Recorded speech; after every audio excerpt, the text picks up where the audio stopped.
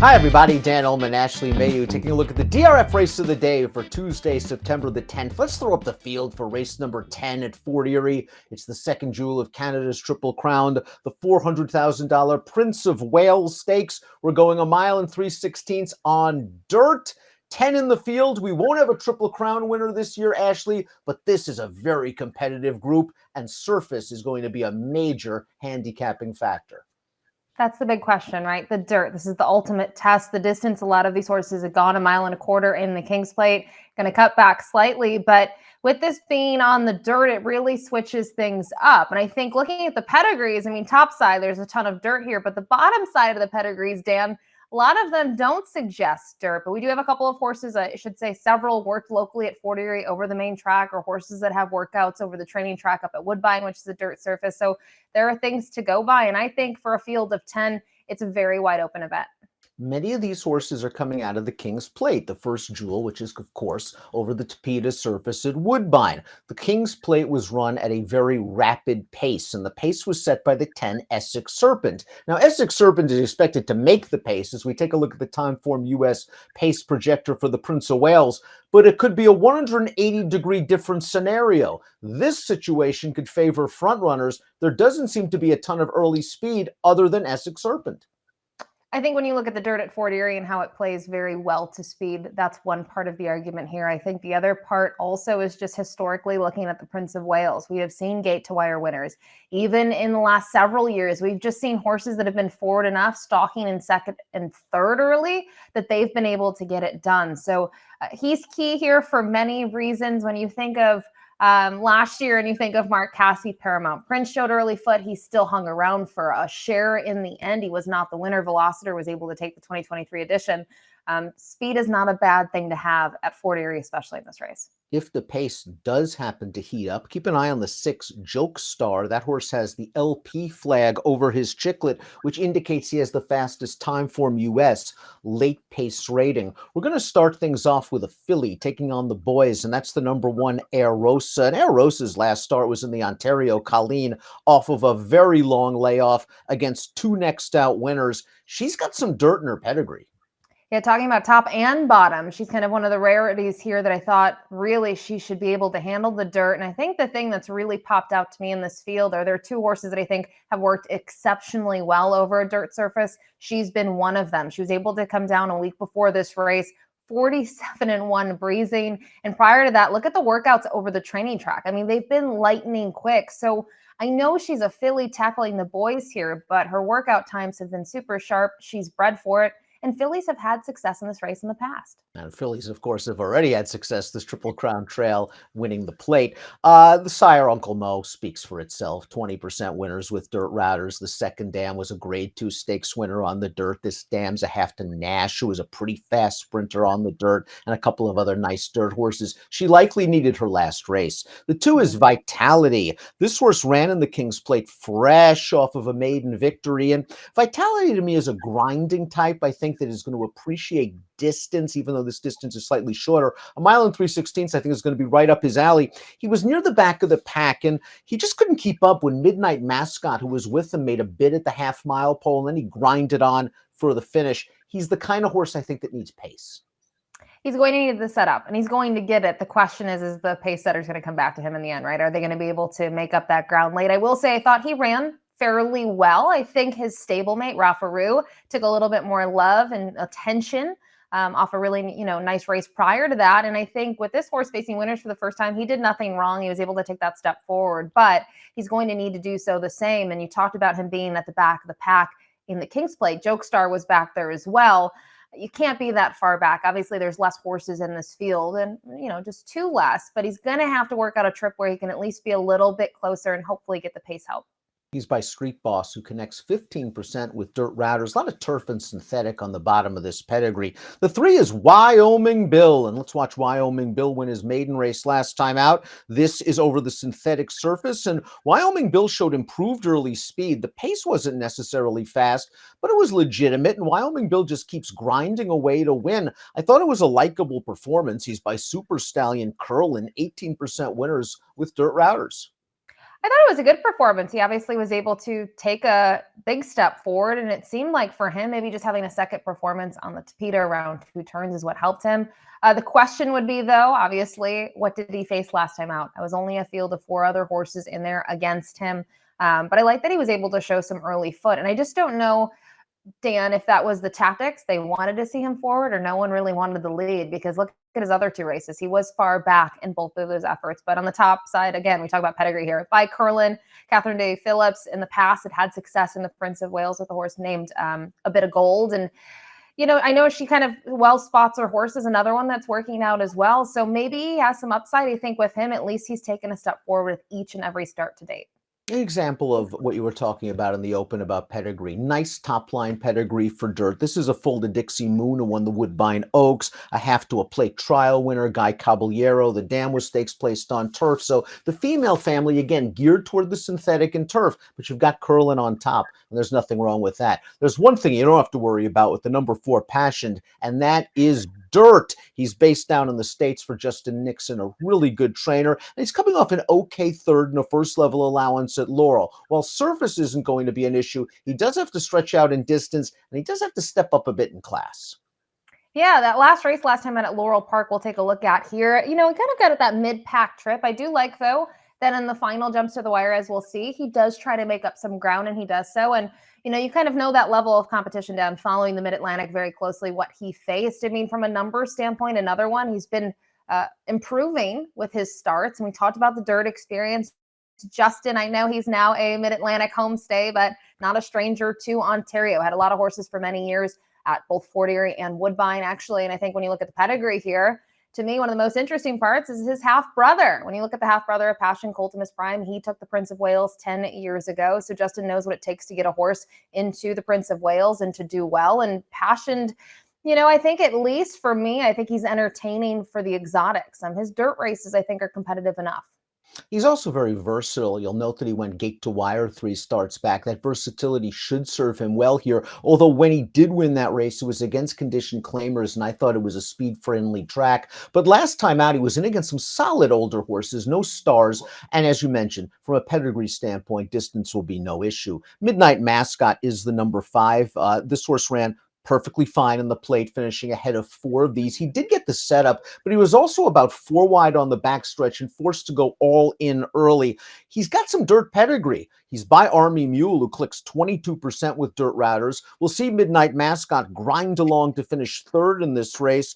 He does have some dirt pedigree on the bottom as well. The dam a half to a grade 3 dirt router named Wanna Runner, as well as the full to Midnight Aria, the Queen's Plate winner.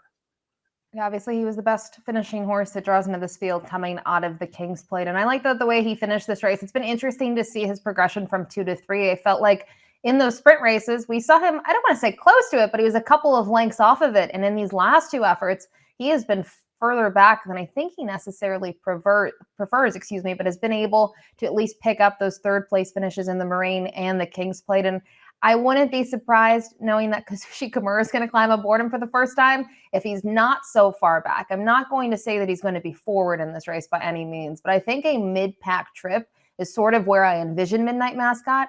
And with his pedigree that you've already mentioned about, I mean, Army Mules, they run on anything. When we look at those numbers, it really doesn't matter.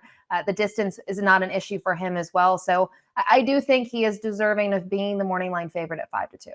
I think you mentioned the key handicapping aspect with Midnight Mascot. Where is he going to be after the first half mile? It's just the reverse of almost everything you see when you handicap races. Horses that are close in sprint races usually are really close in route races. It hasn't been the case with Midnight Mascot. I do agree with you. I think this horse has the potential to be closer to the pace. Kimura coming off a great weekend at Del Mar.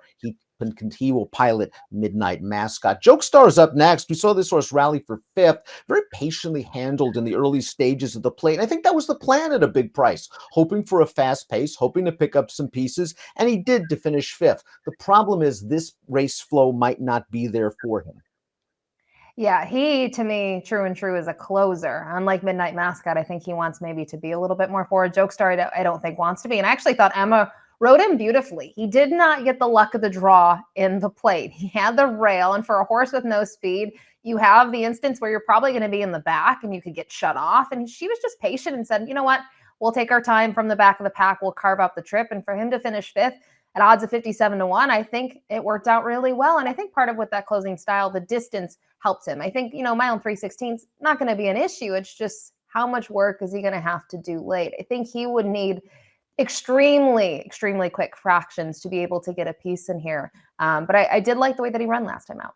And the horse has some dirt pedigree, being by practical joke the dam won on the dirt. The second dam was a multiple stakes winner on dirt. I don't think surface will be an issue, but your point is very well taken. This horse needs a setup from the back of the pack. Bedard is the number 7, still a maiden after 6 lifetime starts, but a horse that has shown some promise and has taken a good amount of love at the windows in his last few races.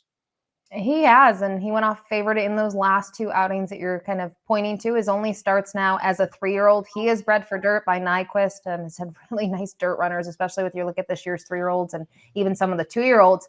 I think the trip works out for him. Sure, he, unlike others, is going to have to really stretch out, right? From a mile and 16th, he's going to have to get that additional furlong in here. But another thing is he was a horse that they worked him, after they decided not to go on the plate. They worked him again on the training track at Woodbine. He fired a nice time on the 27th of August, and then they brought him down to Fort Erie. Kevin Attard shipped everything to Fort Erie for that work and, decided to still enter them all in this spot. So he's, a horse that if you like him, I do think you're going to get better than 10-1 on him in this spot. I know that's what the morning line is set at, but it would be crazy to see him graduate here, but Kevin Attard had success last year. As you mentioned, he can stay close to the pace in here, and maybe he's just sort of cycling back into his best form in his 3rd start of the form cycle. He chased a solid pace last time out. I think Vitality had a better race flow in beating him in that maiden special. Scat Factor is up next. What a story this would be. Claimed 2 starts back for $7,500, has a race at Fort Erie, and ran okay, rallying from off moderate fractions to finish 3rd.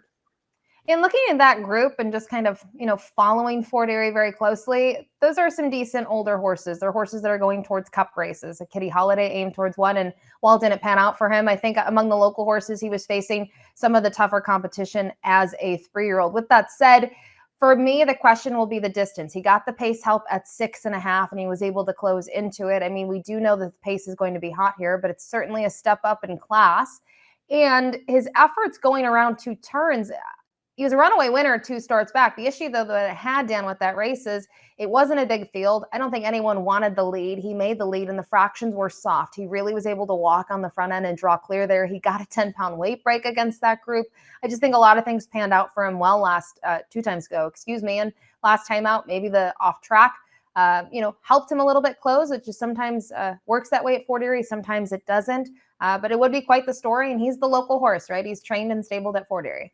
The 9 is Pierre, and I thought this horse ran a very sneaky race in the King's Plate. The pace, as we mentioned, was very fast. He was relatively close and was put on a real hard chase while 3 wide on the second turn. And all in all, he stayed on pretty gamely to finish 4th. And he is bred for dirt. Being by Tapeter, his half-brother Harlan Estate was 2nd in the Prince of Wales back in 2021.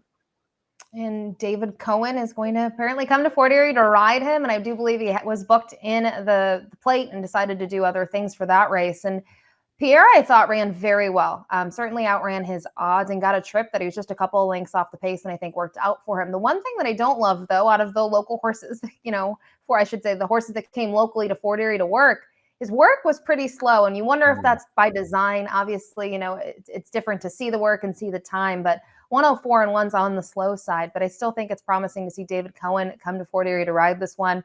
And obviously a consistent type has really done nothing wrong in his career.